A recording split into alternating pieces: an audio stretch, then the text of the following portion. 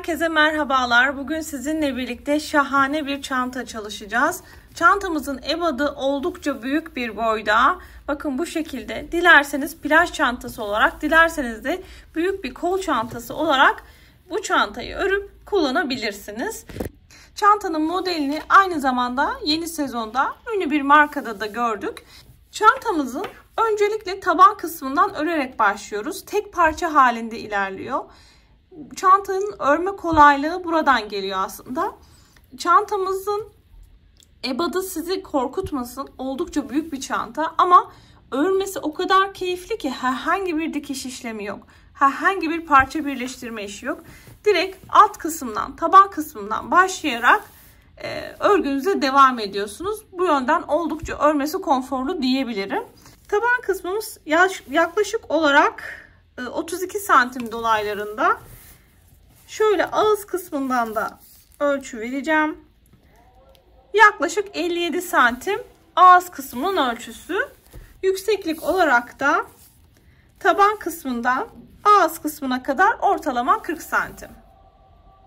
Çantanın iç astarını henüz yapamadım ama mutlaka iç astarı yapın. Ben de yapacağım. Bir an önce sizinle paylaşmak için astarlama işini daha sonrası için bıraktım. Çantada bu şekilde deri kordonlar kullandım. Siz elinizde deri kordonlar yoksa örerek de yapabilirsiniz. Çantamı çile halinde satılan kağıt ipliklerle ördüm. Ortalama 500-550 gram kadar kağıt iplik yeterli olacaktır. 3,5 milimde tığ kullandım. Taban kısmından sonra totalde 1, 2, 3, 4 ve 5 alandan oluşuyor çantamız. İlk 2 alanda arttırmalar yapıyoruz. Daha sonrası 3 alan ise birbirine tekrar eden sıra dizimlerinden oluşuyor. Çantamızı örmeye başlamadan önce hala daha kanalıma abone değilseniz ücretsiz abone olabilirsiniz. Ve Instagram adresim Pembe Düğümü ve Pembe Düğümü Atölye sayfalarından beni takip edebilirsiniz. Tüm detayları verdiysek o zaman hadi buyurun çantamızın yapımı aşamasına geçelim. Çantamızı yapmaya başlarken taban kısmından başlıyoruz.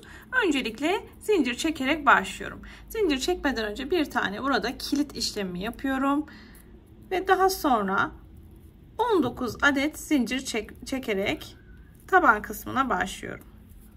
19 adet zincirimi çektikten sonra tığımın üzerine bir tane ilmek alıyorum ve alttan sayıyorum. 1, 2, 3, 4. ilmeğe batıyorum. İlmeğimi arkadan çıkartıyorum. Tığımın üzerinde 3 ilmek varken ikisini bir, diğer ikisini bir çıkartıyorum. Tekrar üzerine alıyorum. Aynı noktaya batıyorum. Bir ikili trabzan daha yapıyorum.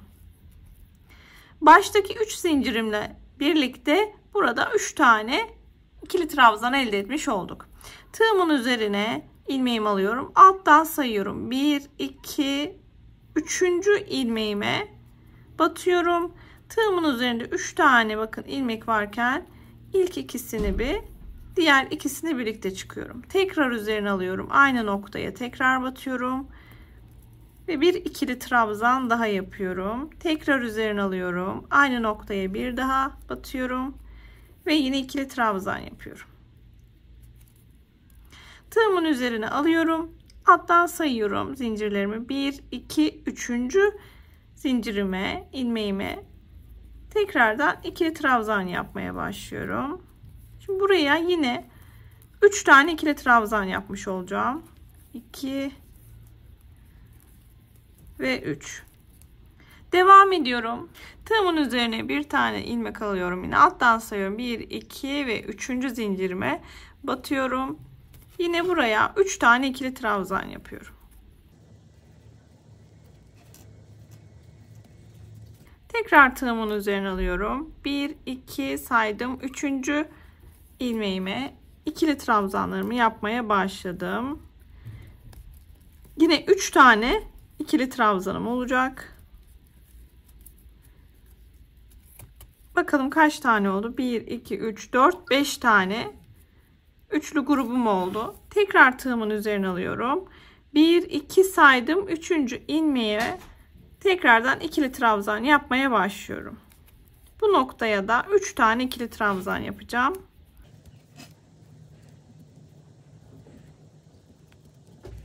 Şöyle bakıyoruz. Bakın burada zincirimin diğer kısmına geçmeden 6 tane üçlü grubum oldu. Bir tane zincir çekiyorum arada.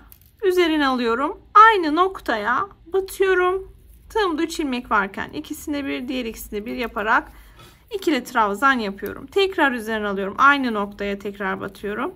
Böylece bakın zincirin diğer kısmına geçmiş oluyoruz. Arada bir zincir çektikten sonra yine 3 tane ikili trabzan yapmış oldum. Şimdi devam ediyorum. Tığımın üzerine bir tane ilmek alıyorum. Şu noktaya batıyorum. Dikkat arkadaşlar. Buraya yine 3 tane ikili trabzan yapıyorum. İlk ikili trabzanımı yaptım. Şimdi ikincisi ve üçüncüsü. Devam ediyorum. Tığımın üzerine yine bir tane ilmek alıyorum. Bakın hemen yine bu boşluğa da 3 tane ikili trabzan yapıyorum. Tığımın üzerine yine ilmeğimi aldım. Batıyorum. Yine buraya da 3 tane ikili trabzan yapıyorum. Yani her bir buradaki üçlü grupların karşısına yine üçlü gruplarımı yapıyorum. Bir tane kaldı köşeye gelmeden önce. Buraya da üçlü grubumu yapıyorum. 3 tane ikili trabzan yani. Şimdi köşe noktama geldim. Buraya da yine ikili trabzanlarımı yapmaya başlıyorum. Dikkat, arada herhangi bir zincir çekmeden direkt tığımın üzerine alarak trabzanlarımı yapıyorum. Şimdi gelelim bu noktaya. Bakın burada bir tane zincir çekmiştik. Burada da tığımın üzerine bir ilmek alıyorum. 3 tane çektiğim zincir var, hatırlayın. Burada 3. zincirin şöyle 3. zincirin tepesine batıyorum. Arkadan ilmeğimi çıkartıyorum. Burada 2 ilmeğimin arasından geçiriyorum. İkisini birlikte çıktım. Şimdi bir sıraya geçerken 1, 2 ve 3 tane zincir çekiyorum. Üzerine alıyorum ve tam şu noktaya, bakın bu boşluk noktasına ikili trabzanımı yapmaya başlıyorum. Tekrar üzerine alıyorum. Tekrar bu noktaya batıyorum ve ikili trabzanımı yapıyorum.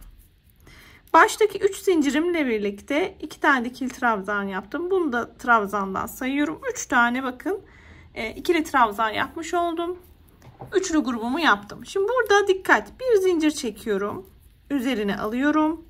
Ve bir sonraki üçlü grupların arasındaki boşluğa batarak yine ikili trabzanımı yapmaya başlıyorum. 1, 2 ve 3. Şimdi dikkat, zincir çekmiyorum. Direkt üzerine alıyorum. Bir sonraki üçlü grubumun arasındaki boşluğa yine üçlü grubumu yapmaya başlıyorum. İkili trabzanlarımı yapmaya başlıyorum. 3 tane ikili trabzan yapacağım.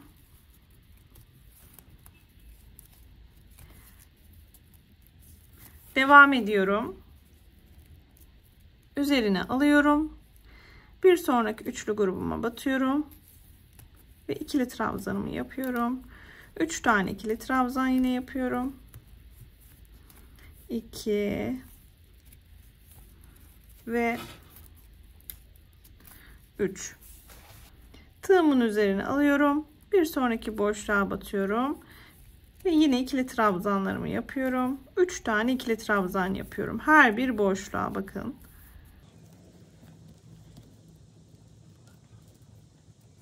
Tekrar üzerine alıyorum.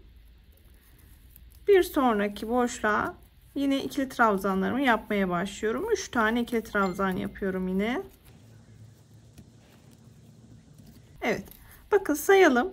Şuradaki bir zincirden sonra, aradaki bir zincirden sonra 1, 2, 3, 4, 5 tane üçlü grup yapmış oldum. Şimdi burada tekrardan bir zincir çekiyorum. Dikkat. Üzerine alıyorum. Ve ortadaki boşluğa, yine üçlü grubumun arasındaki boşluğa ikili trabzanımı yapmaya başlıyorum. 3 tane ikili trabzan yapacağım. Orta noktada şimdi bir tane zincir çekiyorum. Yine üzerine alıyorum ve yine ikili trabzanlarımı yapmaya başlıyorum. 3 tane ikili trabzan yapacağım bu noktada da. Şimdi burada Bir zincir çekiyorum. Üzerine alıyorum ve bir sonraki üçlü grubumun arasına batıyorum ve 3 tane ikili trabzan yapıyorum. Devam ediyorum. Tığımın üzerine alıyorum. Zincir çekmedim. Dikkat edelim. Hemen bu üçlü grubumun arasına ikili trabzanlarımı yapmaya başlıyorum. 3 tane ikili trabzan yapacağım. Tığımın üzerine tekrar bir ilmek ve bu iki boşluğun arasına da yine 3 tane ikili trabzan.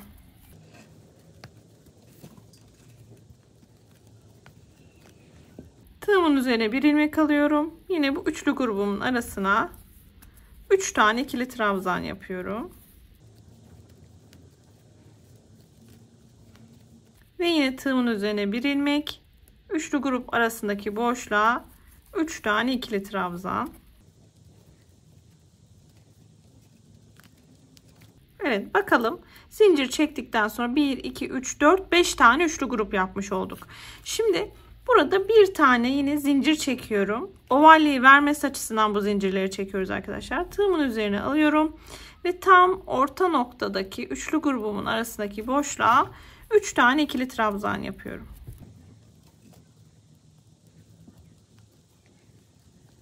Ve 3. ikili trabzanımı da yaptım.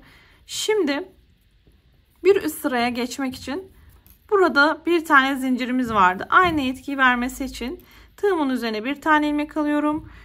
Baştaki 3. zincirimin tepesine batıyorum. Çıktım. Tığımda bakın burada 2 tane ilmek varken bu ilmeğimi, çıkardığım ilmeğimi bu 2 ilmeğin arasından geçiriyorum. Ve böylelikle bir üst sıraya geçmiş oldum. Bir üst sırada 3 tane zincir çekerek başlıyorum. Tığımın üzerine bir tane ilmek alıyorum. Tam bu noktaya, zincirimin başladığı noktaya ikili trabzan yaparak başlıyorum. Bir tane daha tığımın üzerine ilmek alıyorum ve aynı noktaya yine ikili trabzan yapıyorum. Baştaki 3 zincirimle birlikte 1, 2, 3 tane ikili trabzan oluşturmuş olduk. Bir tane zincir çekiyorum. Tığımın üzerine alıyorum.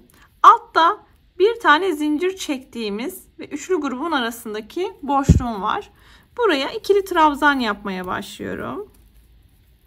Ve toplamda buraya aralarında zincir olmadan, herhangi bir şey olmadan bir zincirli boşluğa 6 tane ikili trabzan yapıyorum. 2 3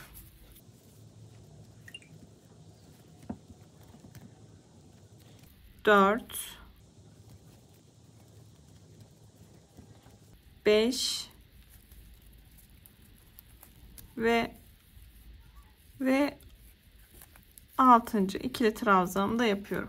Şimdi üzerine almadan bir sonraki boşluğa batacağım. Üçlü grubumun arasındaki boşluğa. Buraya 3 tane ikili trabzan yapıyorum. 1 2 ve 3. Tığımın üzerine tekrardan ilmek alıyorum. Dikkat, burada artık aralarda zincir çekmiyorum. Üçlü grubumun arasına yine 3 tane ikili trabzan yapıyorum. Üzerine bir tane ilmek alıyorum. Tekrardan üçlü grubumun arasındaki boşluğa 3 tane ikili trabzan yapıyorum. Devam. Tığımın üzerine bir ilmek alıyorum. Yine üçlü grubumun arasına 3 tane ikili trabzan yapıyorum.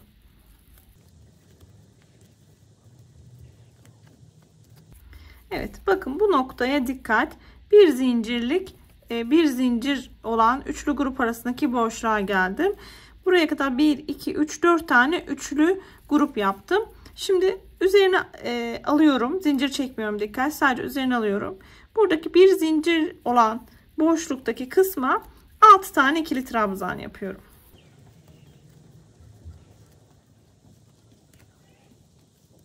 Beş ve 6. Devam ediyorum. Burada bir tane zincir çekiyorum. Tığımın üzerine bir tane ilmek alıyorum. Buradaki boşluğa 3 tane ikili trabzan yapıyorum. 1 2 ve 3. Şimdi arada bir tane zincir çekiyorum. Tığımın üzerine bir tane ilmek alıyorum. Aynı noktaya batıyorum ve yine 3 tane ikili trabzan yapmaya başlıyorum. Yani üçlü grubumdan yapıyorum yine. Şimdi bu noktada bir zincir çekiyorum. Tığımın üzerine bir ilmek alıyorum. Ve bakın bir tane zincir çektiğim alttaki kısma geldim.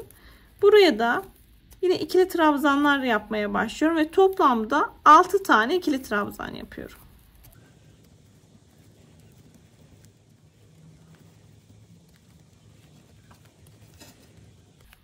Beş ve 6. ikili trabzanımı da yaptım. Şimdi devam ediyorum. Zincir çekmiyorum, üzerine alıyorum. Direkt alttaki üçlü gruplarımın arasına 3 tane ikili trabzan yapıyorum.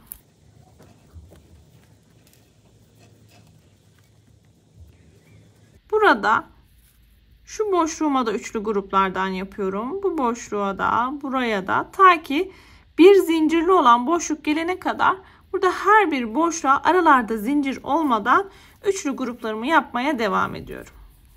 Zincirlik altta bir tane zincirli boşluğa gelene kadar 1, 2, 3, 4 tane yine üçlü grubum olmuş oldu. Üzerine alıyorum. Bakın buradaki bir zincirlik olan boşluğa ikili trabzanlarımı yapmaya başlıyorum ve toplamda 6 tane ikili trabzan yapıyorum.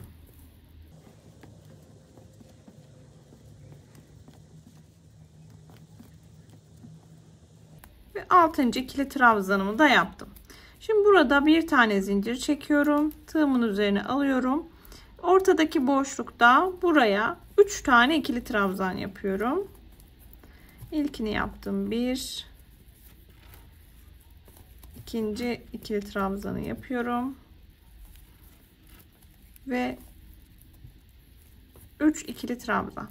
Şimdi burada arada zincir görünümü vermek için tığımın üzerine bir tane ilmek alıyorum. 3. zincirimin tepesine battım. Çıkardım ilmeğimi. Bu ilmeğimi bu iki ilmeğin arasından geçiriyorum. Ve bakın böylelikle bu sıramı da tamamlamış oldum. Bir üst sırada yine 3 tane zincir çekerek sırama başlıyorum.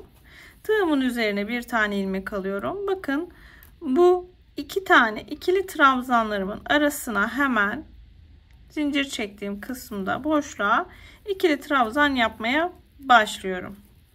Tekrar tığımın üzerine alıyorum. Bu sefer bir sonraki ikili trabzan, aşağıdaki ikili trabzan arasındaki boşluğa yine bir tane ikili trabzan yapıyorum.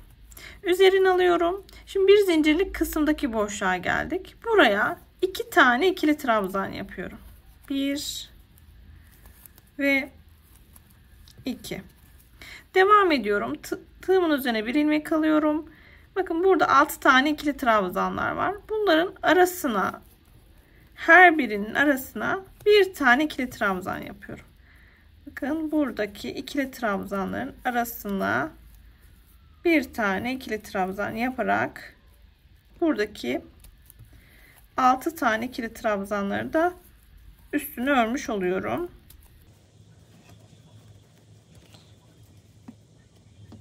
Şimdi tığımın üzerine alıyorum. Altılı ikili trabzanın arası diğer boşluk kısmına geldik. Sağında ve solundaki kısımda. Şimdi buraya da 2 tane ikili trabzan yapıyorum. Tığımın üzerine alıyorum. Şimdi üçlü grubuma geldim. Burada her bir boşluğa bir tane ikili trabzan yapıyorum. Şimdi tığımın üzerine alıyorum. Buraya dikkat. Şimdi bu boşlukta artık bir tane ikili trabzan yapacağım. Sadece 6 tane ikili trabzan yaptığım kısmın sağında ve solundaki boşluklara 2 tane ikili trabzan yapmış oldum. Şimdi tığımın üzerine aldım. Buradaki üçlü grubumun arasındaki trabzanlara birer tane ikili trabzan yapıyorum aralarına. Tığımın üzerine aldım. Yine bakın üçlü grubun arasında boşluğa geldim. Buraya da normal bir tane ikili trabzan yapıyorum. Tığımın üzerine alıyorum. 3 tane ikili trabzanlarımın arasına yine bir tane. Üçlü grubum var. Yine bir tane. Şimdi tekrardan 3 tane trabzanımın arasındaki boşluklara bir tane ikili trabzan yapıyorum. Şimdi dikkat, bakın arkadaşlar, 6 tane ikili trabzan yaptığım gruba geldim. Bunun sağında ve solundaki boşlukların arasına 2 tane ikili trabzan yapıyorum. Yani buralarda arttırma yapıyorum. Şimdi 6 tane ikili trabzanların arasındaki trabzan boşluklarına birer tane ikili trabzan yapıyorum.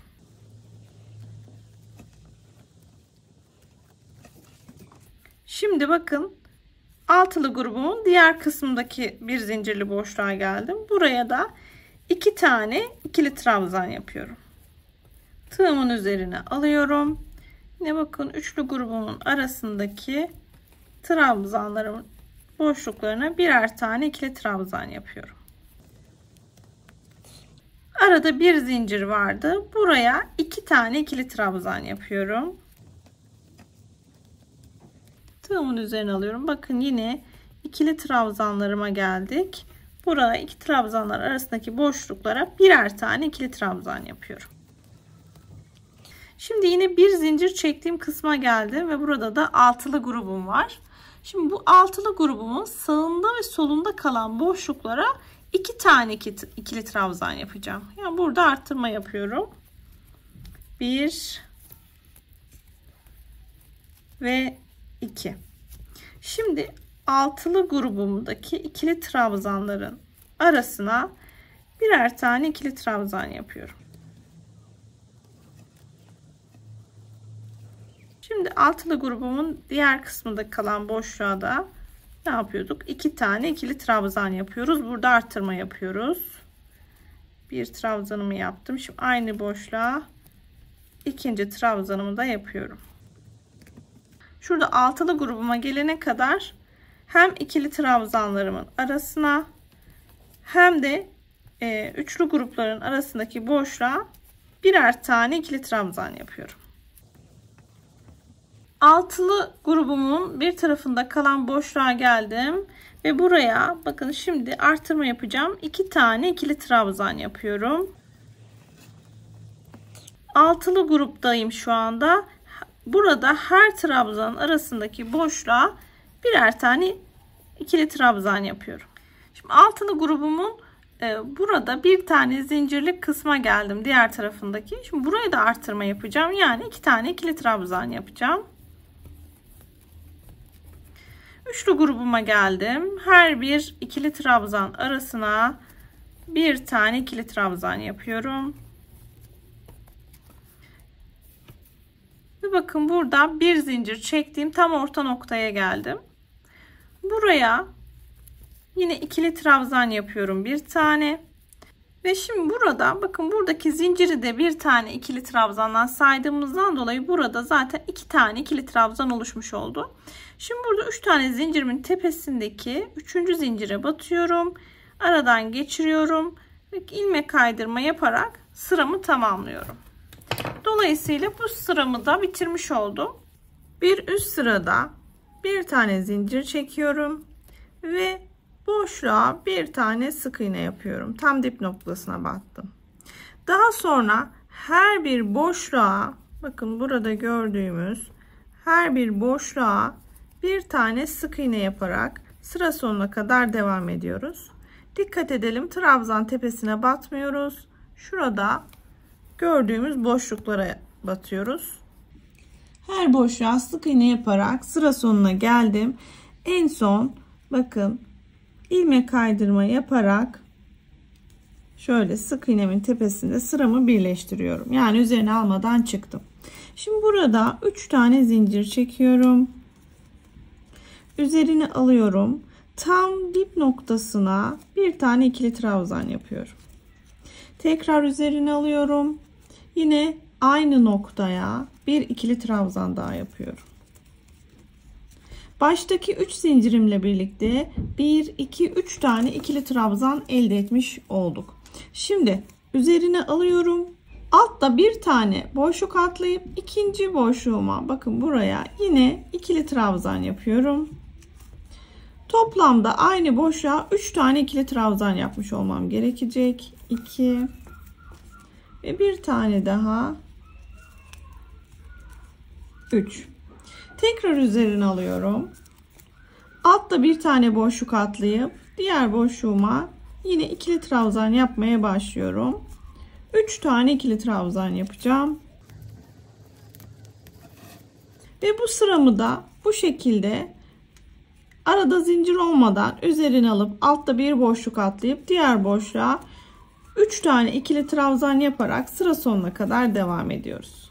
Evet, sıramın sonuna doğru geldim. Bir tane daha üçlü grubum var. Onu da hemen yapıyorum. Bu sırada toplamda 35 adet üçlü grubumuz olacak arkadaşlar. Bu şekilde sağlamalarınızı da yapabilirsiniz. Son sıra birleştirmemi de 3 tane zincir çektiğim yerin tepesine 3. zincirime ilmek kaydırma yaparak sıramı da bitiriyorum. Evet, toplamda arkadaşlar 35 adet üçlü grubumuz oldu. Şimdi burada yine 3 tane zincir çekerek sırama başlıyorum. Üzerine alıyorum.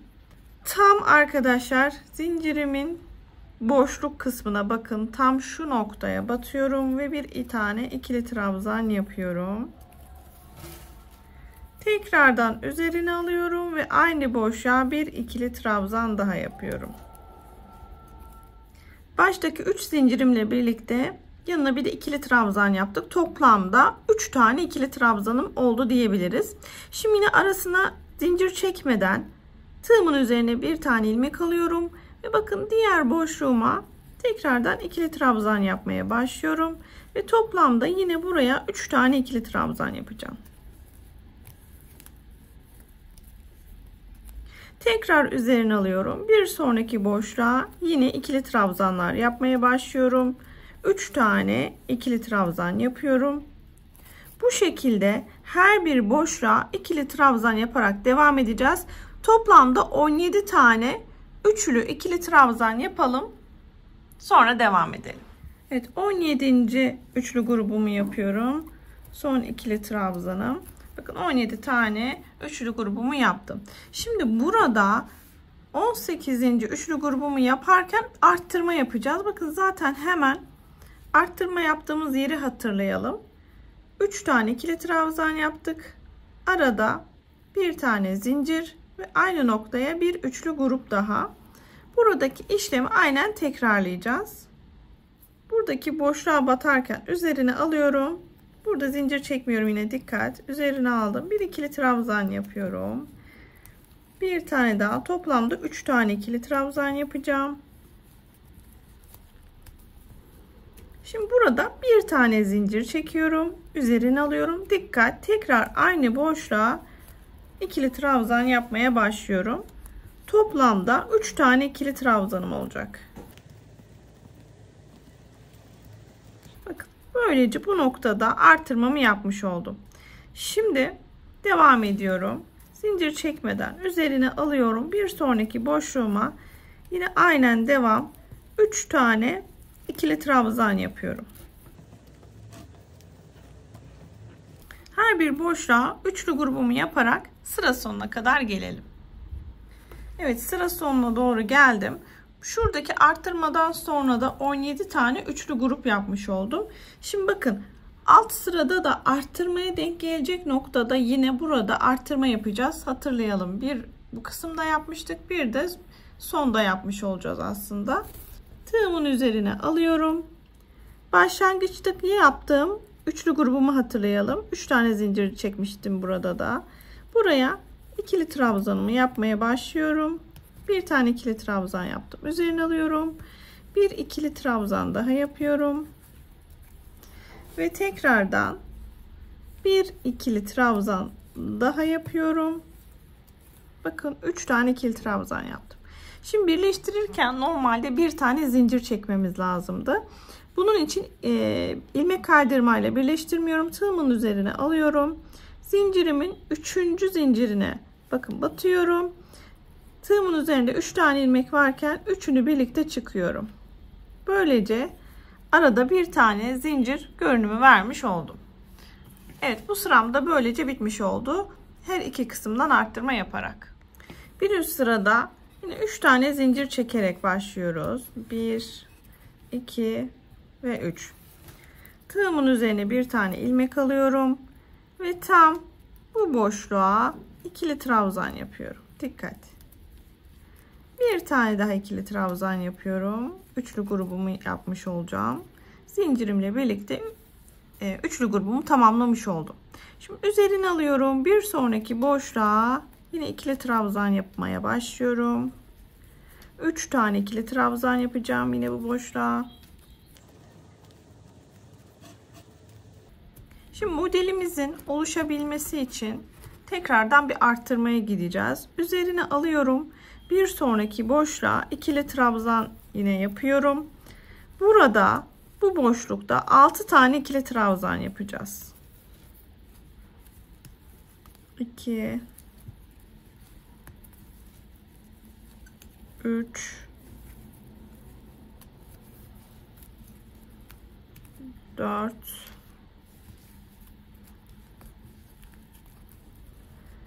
5 ve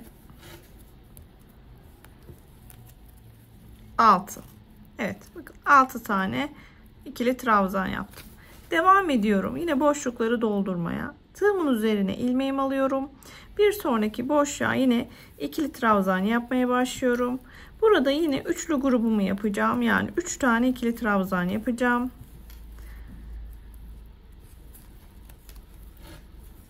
Bu şekilde 13 tane üçlü grup yapacağım. Her bir boşluğa üçlü grubumu yaparak ve toplamda 13 tane üçlü grup yapalım. Daha sonra devam edelim. 13 tane üçlü grubumu yaptım. Şimdi 14.'sünü yaparken dikkat. Tığımın üzerine alıyorum ve tekrardan boşluğa batıyorum. İkili trabzanlarımı yapmaya başlıyorum. Şimdi burada 6 tane ikili trabzan yapacağım arkadaşlar. 2 3 4 5 ve 6. Daha sonra üzerine alıyorum. Boşluğa yine batıyorum. Buraya yine üçlü grubumu yapacağım. Yani 3 tane ikili trabzanımı yapacağım. Üzerine alıyorum. Ve tekrardan bakın bu kısma geldik. Alttaki arttırma yapılan zincir çektiğimiz kısma. Yine buraya da üçlü grubumu yapıyorum arkadaşlar. 3 tane ikili trabzanımı yapıyorum.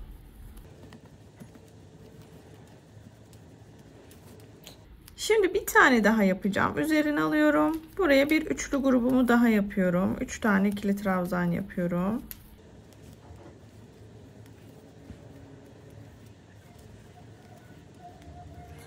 Evet, üçlü grubumu yaptım. 3 tane üçlü grubumu yaptım. Şimdi üzerine alıyorum. Şimdi bu noktaya tekrardan 6 tane ikili trabzan yapacağım arkadaşlar. Bunun nedeni bakın şu kısımlarda arttırmalar yapmış olmam. 6 tane ikili trabzan yapıyorum aynı boşluğa.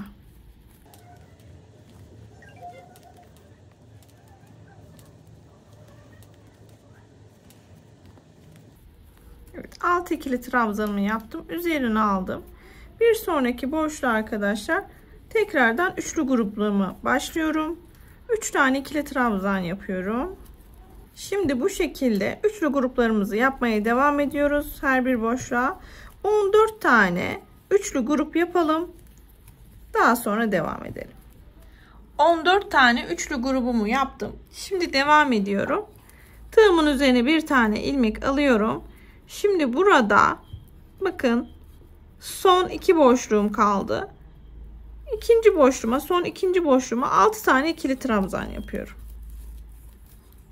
Yine burada arttırma yapıyorum yani.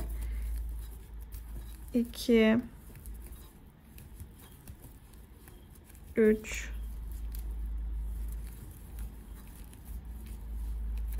4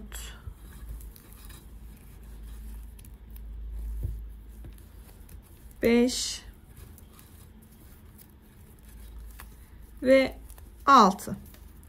Devam ediyorum. Son boşluğuma da üçlü grubumu yapacağım. İkili trabzanlarımı yapıyorum. 1 2 ve 3. Böylelikle bu sıramı da bitirmiş oldum. Baştaki 3 tane zincir çektiğimin 3. zincirin ilmeğine batıyorum. Arkadan ilmeğimi alıyorum. İlmek kaydırma yapıyorum. Yani üzerine almadan çıkıyorum. Ve böylelikle bu sıramı da bitirmiş oldum. Şu kısımlarda arkadaşlar arttırmalar yapmış oldum. Bir üst sıradan devam ediyorum. 3 tane zincir çekerek başlıyorum. Üzerine bir ilmek alıyorum ve tam boşluğa bir tane ikili trabzan yapıyorum. Şimdi devam ediyorum. Üzerine alıyorum. Trabzanlarımın arasındaki boşluğa arkadaşlar ikili trabzan yapıyorum, bir tane daha. Üzerine alıyorum. Yine boşluğa bir ikili trabzan. Trabzanlarımın arasındaki boşluğa bakın, birer tane ikili trabzan yaptım. Üzerine aldım ilmeğimi. Şimdi bu aradaki boşluğa geldim. Gruplarımın arasındaki boşluğa. Buraya 2 tane ikili trabzan yapıyorum. Üzerine alıyorum. Şimdi trabzanlarımın arasındaki boşluk var. Buraya bir tane ikili trabzan. Hemen buradaki yine boşluğa bir tane ikili trabzan.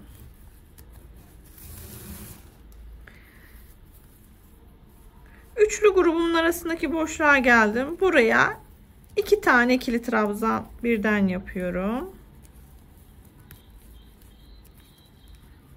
Şimdi altılı gruba geldim. İkili trabzanlarımız vardı altta. Bakın burada her bir boşluğa bir tane ikili trabzan yapıyorum. Trabzanların arasındaki boşluğa bir tane ikili trabzan. Üzerine aldım. Bakın şimdi yine boşluğa geldim. 6 tane ikili trabzanla üçlü grubumun olduğu kısımdaki boşluğa. Buraya da 2 tane ikili trabzan yapıyorum.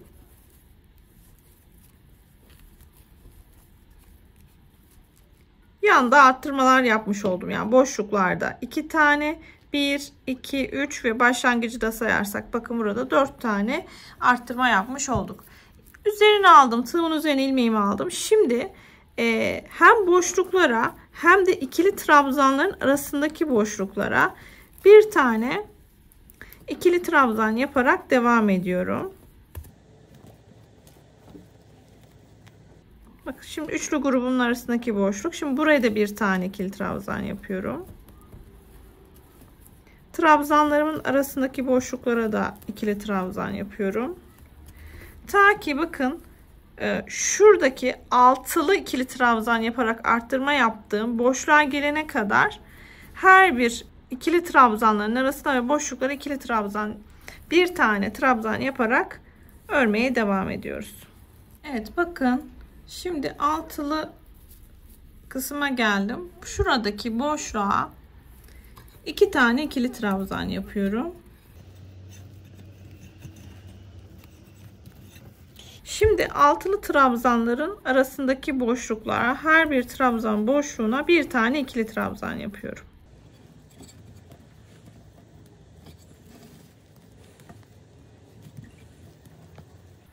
Şimdi şuradaki boşluğa geldim. Altılı grup ile üçlü grup arasındaki boşluğa 2 tane ikili trabzan yapıyorum.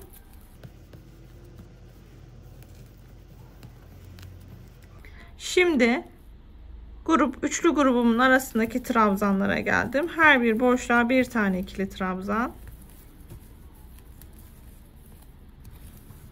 Bu aradaki boşluğa, üçlü grubumun arasındaki boşluğa 2 tane. Buralara bir tane yapıyorduk.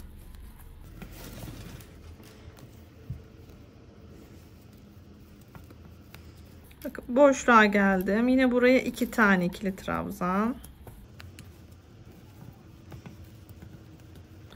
Buralara birer tane.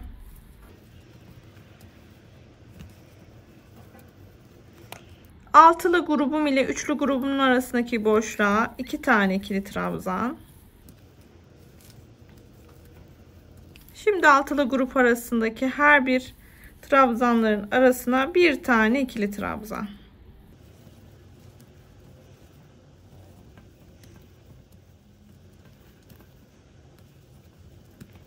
Şimdi en son altılı grup ile üçlü grubumun arasındaki buraya da 2 tane ikili trabzan yapıyorum.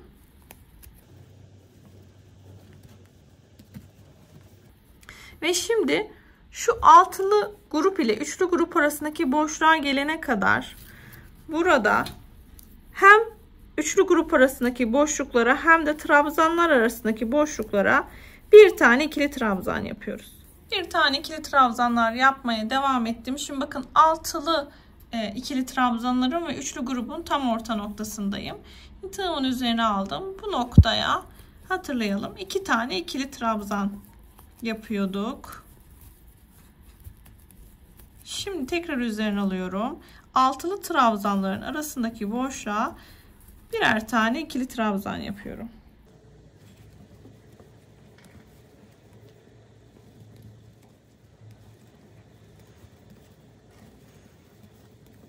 Şimdi boşluğa geldim. Altılı grubumla üçlü grubumun arasındaki boşluğa üzerine alıyorum. Buraya 2 tane ikili trabzan yapıyorum.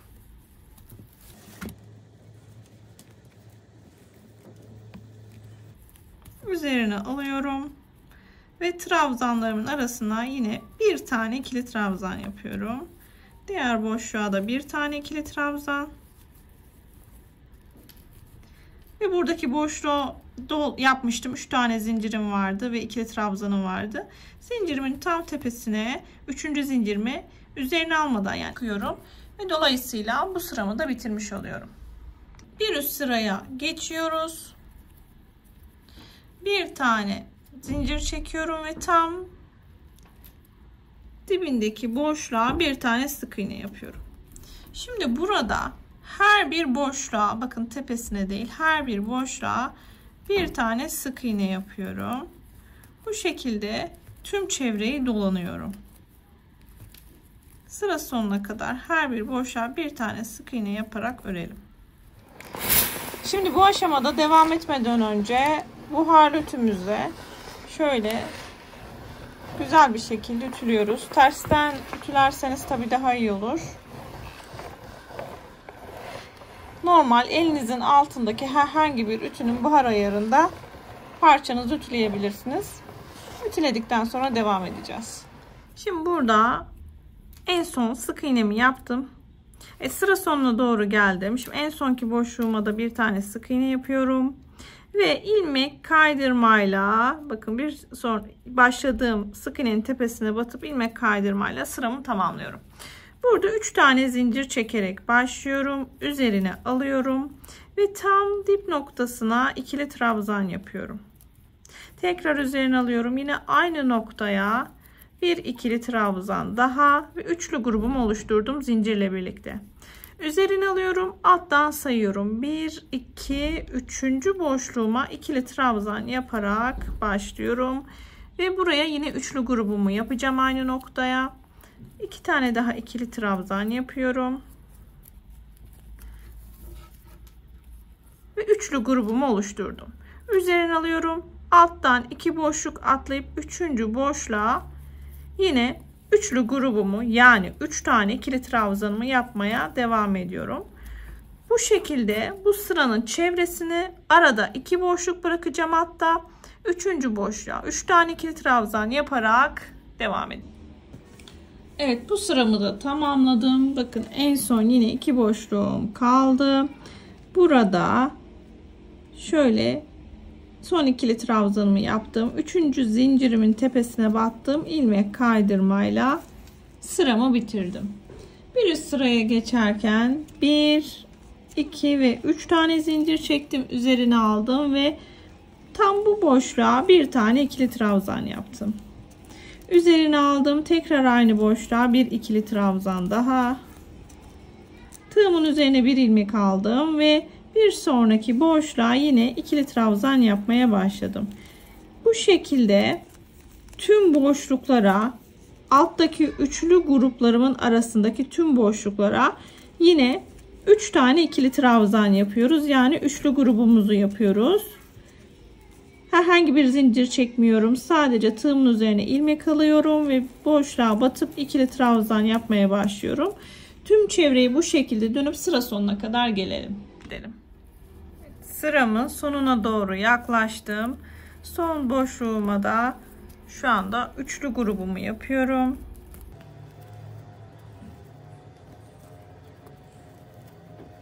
Evet. Şimdi baştaki zincirimin tepesinde 3. zincirime üzerine almadan yani ilmek kaydırma yaparak sıramı tamamlıyorum. Hemen yeni sırama başlıyorum. 3 tane zincir çekiyorum. Üzerine alıyorum ve dibine batarak bu boşluğa ikili trabzan yapmaya başlıyorum. Bir tane daha yapacağım. Zincirle birlikte toplamda 3 tane ikili trabzanımız olmuş olacak.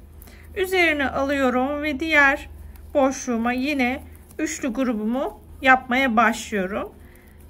Bir önceki sıralarda yaptığım gibi arkadaşlar her boşluğa 3 tane ikili trabzan yaparak bu sırayı da devam ettiriyorum. Son üçlü grubumu da yaptım. Şimdi bir üst sıraya geçeceğim. Bunun için ilmek kaydırma yapacağım. 3 tane zincirim vardı. 3. zincirimin tepesine batıyorum. Üzerine almadan çıkıyorum. Yani ilmek kaydırma yapıyorum. Şimdi tekrardan 3 tane zincir çekiyorum ve bir üst sıraya geçiyorum. Bir üst sıraya geçtiğimizde örgümüzün, çantamızın başında ve sonunda arttırmalar yapacağız. Nasıl yapacağız? Çantamızı şu şekilde üst üste bakın tam şu noktadan katlamaya başlıyorum. Şöyle. Burası benim hemen şöyle bir ilmek belirleyici koyuyorum. Şöyle belli ediyorum burayı. Bakın şöyle üst üste koyuyorum. Her bir üçlü grubum üst üste geliyor. Tam diğer noktayı bulacağım. Çünkü burada şöyle arkadaşlar bu pratik bir yöntem. Şöyle tam şu nokta benim diğer arttırma yapacağım kısım oldu. Şöyle bakın orta noktaları buldum. Bir baştan bir sona. Şimdi buradaki başlangıç noktamdan buraya kadar 23 tane üçlü grubum var.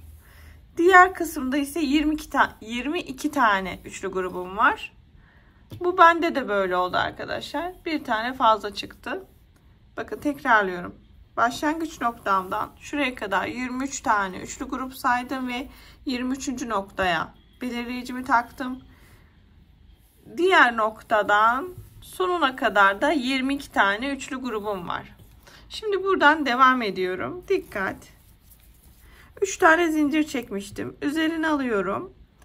Ve ikili trabzanlarımın tam arasına tekrardan ikili trabzan yapıyorum. Bir tane. Üzerine alıyorum. Tekrardan ortasına batıyorum. Ve bir tane ikili trabzan yapıyorum. Şimdi burada üçlü grubumun arasındaki noktaya 2 tane ikili trabzan yapıyorum. Arttırma yapıyorum. Şimdi burada ilmek belirleyici taktığımız yerin sağında ve solundaki üçlü grupların arasına 3 defa yani 3 tane üçlü grupların arasına arttırma yapacağım.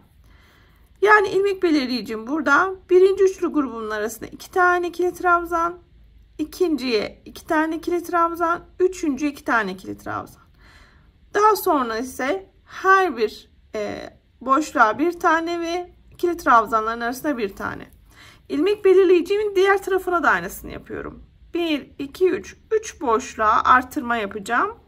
Trabzanların arasına bir tane ikili trabzan. Boşlukların arasına ise 2 tane ikili trabzan yapacağım. Aynı işlemi diğer başta da uygulayacağız. İlmek belirleyicinin 1, 2 ve 3. 3 sağına, 3 soluna arttırma yapacağız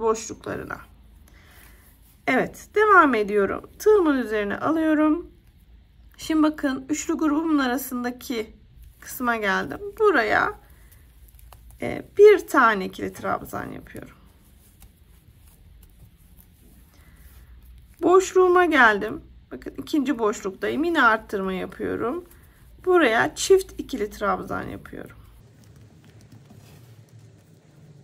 Üçlü gruplarımın arasına bir tane, yani birer tane ikili trabzan.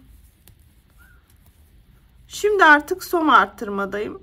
1, 2 ve 3. Şimdi buraya 2 tane ikili trabzan yapıyorum.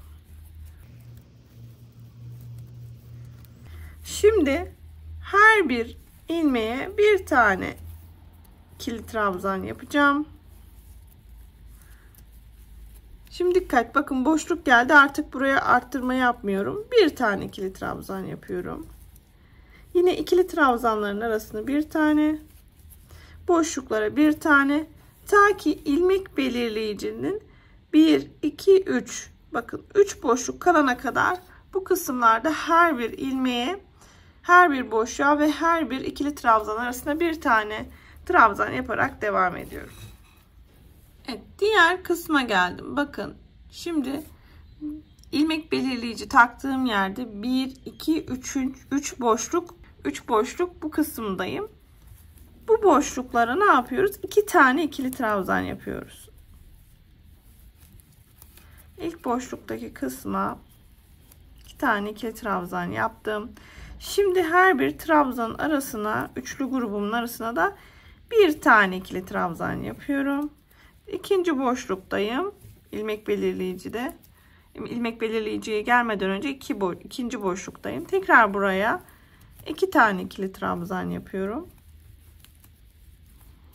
Üzerine alıyorum. Bakın şimdi trabzanların arasına birer tane. Şimdi bu ilmek belirleyicinin tam taktığım nokta yine burada benim boşluğum. Buraya da 2 tane ikili trabzan yapıyorum. Şimdi ilmek belirleyicinin diğer kısmına geçiyorum.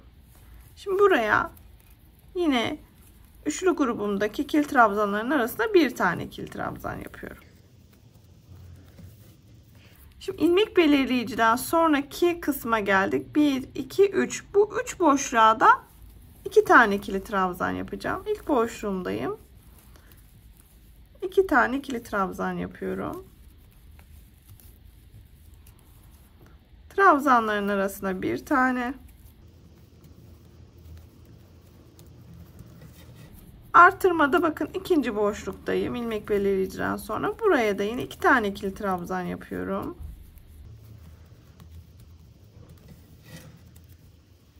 Şimdi üçlü grubumun arasındaki trabzanlara bir tane ikili trabzan.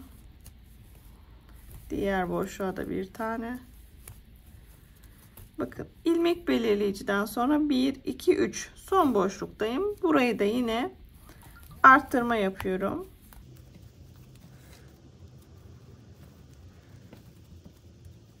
Şöyle 3 boşluk kalana kadar yine her bir boşluğa bir tane ikili trabzan, her üçlü grubun arasındaki trabzan arasına da bir tane ikili trabzan yaparak devam ediyoruz. Bakın ilmek belirleyicime burada diğer tarafında 1, 2, 3 tane boşluk kalana kadar devam ettim. Şimdi bu boşluğa artırma yapacaktım. Ne yapıyorum? 2 tane ikili trabzan yapıyorum. Üzerine alıyorum. İkili trabzanların arasına bir tane ikili trabzan, diğerine de bir tane. Yine boşluğa geldim. Boşluğa 2 tane ikili trabzan, yani üçlü gruplarımın arasına. Üzerine alıyorum. Üçlü gruplarımın arasına bir tane. İlmek belirleyicimi buradan çıkartayım artık. Ve bakın son bitişteki boşluğa da 2 tane ikili trabzan yapmam lazım. Burada normalde çektiğimiz 3 zincirli ikili trabzandan saydığımızdan dolayı şimdi buraya bir tane ikili trabzan yapıyorum. Zincirle birlikte zaten 2 tane olmuş oluyor. 3. zincirimin tepesine ilmek kaydırma yaparak bu sıramı da bitiriyorum. Bir üst sıraya geçmek için bir zincir çektim. Ve boşluğa bakın, tam bu boşluğa bir tane sık iğne yapıyorum. Şimdi bu sırada işlemimiz oldukça kolay. Her bir boşluğa bir tane sık iğne yaparak sıra sonuna kadar devam ediyorum. Sıramın sonuna doğru geldim. Bakın son boşluğum kaldı. Buraya da bir tane sık iğne yapıyorum. Ve baştaki zincir çektiğim ve sık iğne yaptığım kısmında hemen şöyle bu noktaya sık iğnenin tepesine batıyorum. İlmek kaydırma yaparak bu sıramı da tamamlıyorum. Şimdi burada 1, 2 ve 3 tane zincir çekiyorum. Üzerine alıyorum. Üçlü gruplarımı tekrar yapmaya başlıyorum arkadaşlar. Hemen dibine bir tane ikili trabzan yapıyorum. Üzerine alıyorum. Dibine bir tane daha. Ve baştaki 3 zincirimle birlikte 1, 2, 3 tane ikili trabzanım oldu ve ilk üçlü grubumu yaptım. Şimdi tığımın üzerine bir tane ilmek alıyorum. Alttan sayıyorum. 1, 2 ve 3. boşluğa yine üçlü gruplarımı yapmaya başlıyorum. 3 tane ikili trabzan yapıyorum. Şimdi bu sırada da işlemimiz bu arkadaşlar. Alttan 1, 2 sayıyorum. 2 boşluk. 3. boşluğa üçlü grubumu yapıyorum. Sıra sonuna kadar bu şekilde üçlü gruplarımızı yapmaya devam edelim. Evet, sıramın sonuna doğru geldim. Bakın şimdi son birleştirmediğim son üçlü grubumu yaptım. 300 zincirimin tepesine battım. İlmek kaydırmayla çıktım. Bir üst sıraya yine 3 tane zincir çekerek başlıyorum. Üzerine alıyorum ve tam dibine ikili trabzanımı yapmaya başlıyorum. Toplamda 3 tane ikili trabzan olacak. Baştaki 3 zinciri de sayıyorum. Şimdi arkadaşlar her bir boşluğa bir tane üçlü grup yaparak yine bu sıranın sonuna kadar devam ediyorum. Bu sırada da sıra sonuna doğru geldim. Bütün üçlü gruplarımı tamamladım. Şimdi tekrardan bakın 3 tane zincir çektiğim kısımda 3. zincirimin tepesine ilmek kaydırma yaparak bu sıramı da bitiriyorum. Bir üst sıraya yine 3 tane zincir çekerek başlıyorum. Üzerine alıyorum ve tam dip noktasına buradaki boşluğa bakın ikili trabzan yapmaya başlıyorum. Bir tane daha ikili trabzan yapıyorum. Zincirimle birlikte üçlü grubumu tamamlamış oluyorum. Şimdi yine aynı şekilde her bir boşluğa 3 tane ikili trabzan yapana kadar sıra sonuna kadar geliyorum. Böylece bakın arkadaşlar bir alt sırada, bu sırada ve ilk yaptığımız sırada toplamda 3 tane ikili trabzan, üçlü ikili trabzan grupları oluşturmuş olduk. Ve toplamda 49 adet her bir sırada üçlü grubumuzdan olmuş oldu bu sıralarda. Evet, bu sırayı da tamamlayalım. Daha sonra devam edelim. Bu sırada da üçlü gruplarımı bitirdim. Bakın burada 3 tane zincir çektiğim kısma 3. zincirine batarak ilmek kaydırma yapıyorum. Şimdi burada 3 tane zincir çekiyorum. 1, 2 ve 3. Üzerine aldım tam dip noktasına. Üzerine aldım. 2 tane ikili trabzanın arasına yine bir tane ikili trabzan yaptım. Şimdi ilmek belirleyicim buradaydı. Dikkat edelim. Hatırlayalım. Altta arttırma yaptığımız ikili trabzanlar vardı. Aynı işlemi yine burada uygulayacağız. Şöyle çantamı tam ikiye şöyle tutaraktan baştan ve sondan iki kısım ayırıyorum. Şuradan mavi ilmek belirleyicime kadar olan kısım 24 tane üçlü grup. Bu kısımda 25 tane üçlü grup. Bu şekilde de ayırabilirsiniz. Yani ayırdığımız yerin bir kısımda 24 tane üçlü grubumuz olacak. Bir kısımda 25 tane üçlü grup olacak. Şuraları sayabilirsiniz. Şimdi burada ilmek belirleyici taktığımın yerin sağında ve solunda 1, 2, 3 boşlukların arasına 2 tane ikili trabzan yapıyoruz. Aynı şekilde diğer tarafta da gelince 1, 2 ve 3 boşlukları 2 tane ikili trabzan, diğerlere birer tane. Böylece arttırma yapmış oluyoruz. Gelin hadi hep birlikte yapalım. Tığımın üzerine aldım. Bakın bir tane dibine batmıştım. Hemen yanındaki ikili trabzanların arasına da bir tane ikili trabzan yapıyorum. Üzerine alıyorum. İlk boşluğa geldim. Arttırma yapacağım ilk boşluk. Hemen buraya 2 tane ikili trabzan yapıyorum. 1 ve 2. Üzerine alıyorum ve üçlü grubumun boşluk kısmına geldim. Bakın tam ortasına batıyorum ve buraya bir tane ikili trabzan yapıyorum. Tekrar üzerine alıyorum. Bir sonraki grubun arasına bir tane daha ikili trabzan ve devam. Şimdi ikinci boşluğuma geldim. Bakın ilmek belirleyiciden sonraki ikinci boşluğa. Buraya da arttırmalar devam. 2 tane ikili trabzan yapıyorum. Üzerine aldım. Şimdi trabzanların arasına bir tane ikili trabzan yapıyorum. Üçüncü boşluğa geldim. Bakın 1, 2, 3. Üçüncü boşluğa yine arttırma yapacağım. 2 tane ikili trabzan yapacağım ve böylece burada arttırma kısmını bitirdim bir kenar için. Şimdi devam ediyorum. Her bir boşluğa hem ikili trabzanların arasına hem de üçlü grupların arasına birer tane ikili trabzan yapıyorum. Bakın buraya da artık arttırma yapmıyorum. Bir tane yapıyorum. Pembe ilmek belirleyicimin, yani bir baştan bir sondan takmıştık, hatırlayın. Buraya 1, 2, 3 boşluk kalana kadar her bir bölüme bir tane ikili trabzan yaparak devam ediyoruz. Evet, devam ediyoruz. Bakın 1, 2, 3. boşluklara geldim. İlmek belirleyici taktığım yerin bu tarafında. Ne yapıyoruz şimdi? Bu boşluklara da 2 tane ikili trabzan yapıyoruz. Yani arttırmalarımızı yapıyoruz. Üçlü grupların arasındaki boşluklara bir tane ikili trabzan yapıyorum. Yine bakın aradaki boşluğum, ikinci boşluk. Buraya 2 tane ikili trabzan. Birinci arttırmamı yaptım. İkinci arttırmamı yaptım. Şimdi üçlü gruplarıma arasına bir tane. Evet, şimdi bakın bu sonuncu, bu taraftan üçlü grup, sonuncu boşluk arasına 2 tane arttırmamı yaptım. İlmek belirleyicim çıkmış, hemen takalım karışmasın çünkü. Devam ediyorum. Şimdi bu tarafa geçtim. Şimdi burada da 1, 2, 3. Bu 3 boşluğa arttırma yapacağım. Yani 2 tane ikili trabzan yapacağım.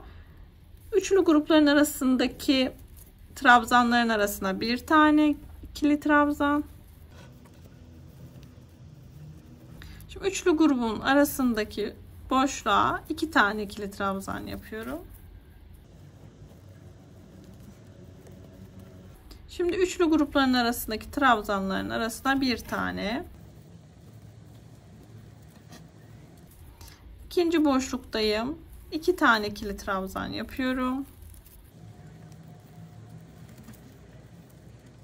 Trabzanların arasına bir tane.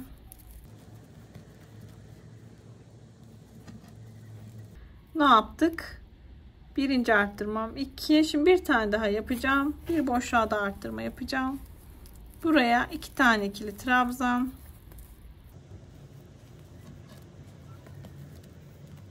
Devam ediyorum. Şimdi arttırmalarım bitti. Şimdi bir sonraki ilmek belirleyicimde 3 tane boşluk kalana kadar devam. 1, 2, 3, yani şu kısma kadar her bir ilmeğin arasına, her bir ikili trabzanların arasına ve her bir üçlü grup arasındaki boşluğa bir tane ikili trabzan yapıyoruz. Evet, bu kısımda da bak 1, 2, 3 boşluk kala devam ediyorum. Bu boşluklarımın arasına arttırma yapacağım şimdi. Bu boşluğumun ilkini arttırma yaparak başlıyorum. 2 tane ikili trabzan yapıyorum yani. Trabzanlarımın arasına bir tane ikili trabzan. Boşluğa geldik. İkinci boşluğa 2 tane ikili trabzan yapıyorum yine. Arttırmadayım. Şimdi bakın yine üçlü grubumun arasına bir tane, birer tane ikili trabzan. ilmek belirleyicimi buradan artık çıkartıyorum. Bakın hatırlayın, bir tane zincirle başlamıştık. 3 tane zincir çekmiştik.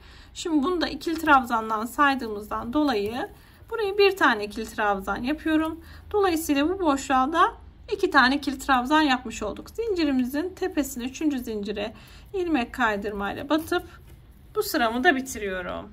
Şimdi bir üst sıradan devam ediyorum. Bir tane zincir çekiyorum. Tam dibine bu boşluğa batıyorum ve sık iğne yapıyorum. Ve gördüğüm ikili trabzanların arasına sık iğne yaparak bu sıramı da sıra sonuna kadar devam ediyorum. Her bir ikili trabzanın arasındaki boşluğa sık iğne yapıyorum. Tüm işlem bu. Sıra sonuna kadar devam edelim. Bu sırada da sık iğnelerimi tamamladım. Şimdi baştaki sık iğnenin tepesine batıyorum. Arkadan ilmek kaydırma yaparak bu sıramı da birleştiriyorum. Şimdi burada 1, 2 ve 3 tane zincir çekiyorum. Üzerine alıyorum. Dibindeki noktaya batıyorum ve bir tane ikili trabzan yapıyorum. Tekrar üzerine alıyorum.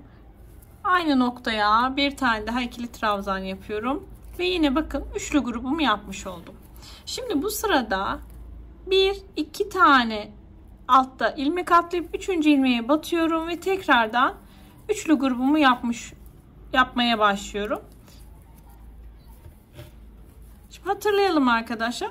Alt kısımda ne yapmıştık? 2 boşluk atladık. 3. grubu üçlü grubumuzu yaptık.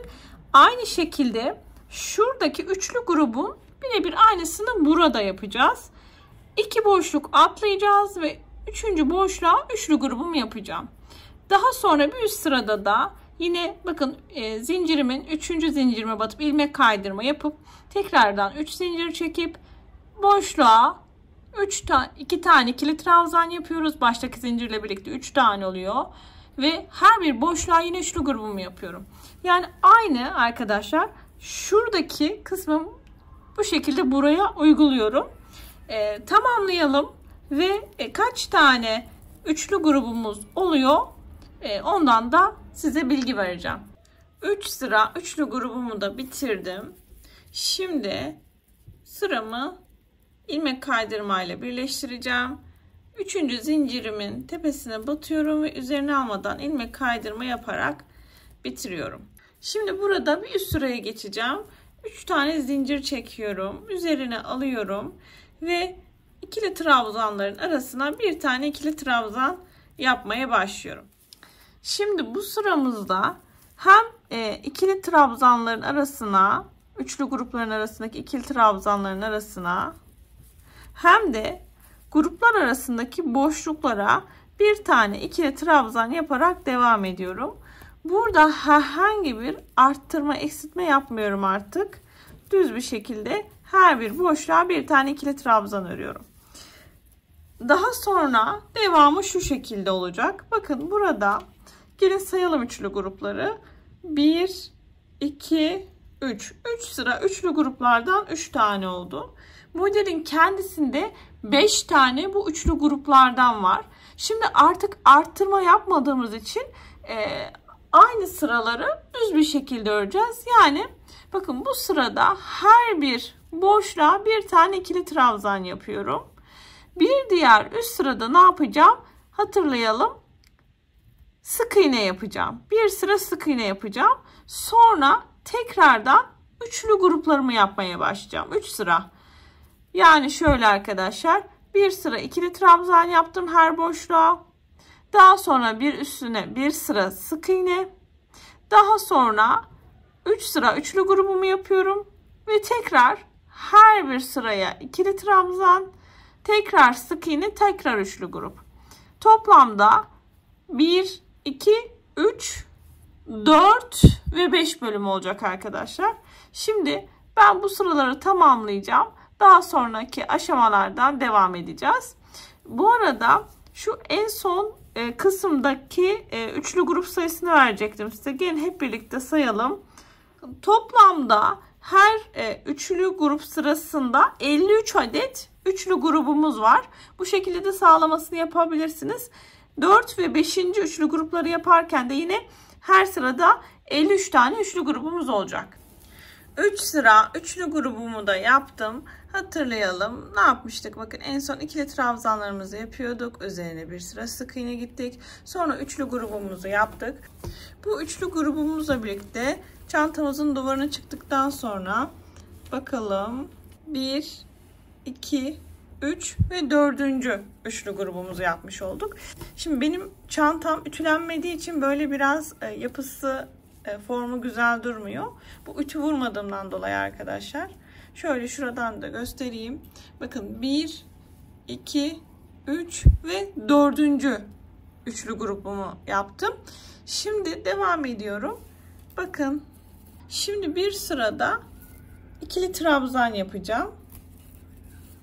Üzerine alıyorum ve alttaki ikili trabzanlarımın arasına ikili trabzan yaparak başlıyorum. Hatırlayalım, ne yapıyorduk? Her bir boşluğa, hem üçlü gruplarımın arasındaki boşluğa hem de ikili trabzanlar arasındaki boşluğa birer tane ikili trabzanlar yaparak bu sırayı tamamlayacağım. Daha sonra sık iğne sıram var. Bakın şöyle göstereyim. Üçlü gruplardan sonra bir sıra ikili trabzan, her bir ilmeğe bir tane. Daha sonra bir sıra sık iğne.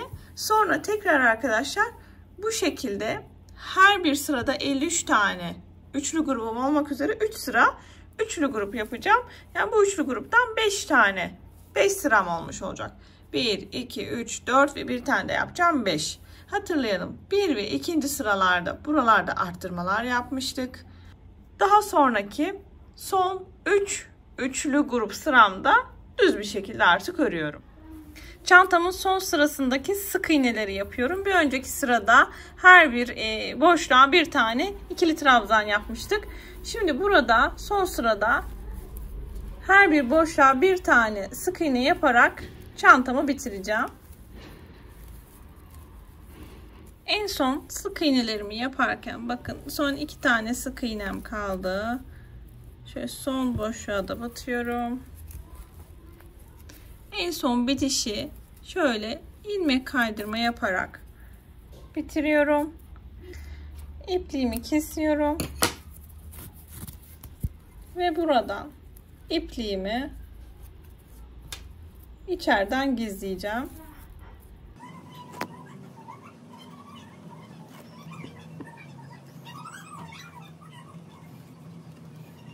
Şimdi çantamızın örgü kısmını tamamıyla bitirdik. Sap kısımlarına dikişine geçmeden önce çantamızın iç kısmından buharlı ütümüzle bu şekilde çevirerek ütüsünü yapalım.